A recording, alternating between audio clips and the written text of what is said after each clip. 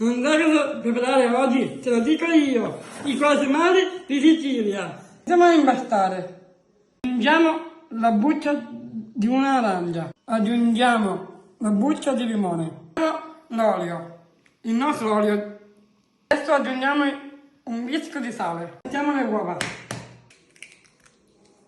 Mettiamo l'ammoniaca.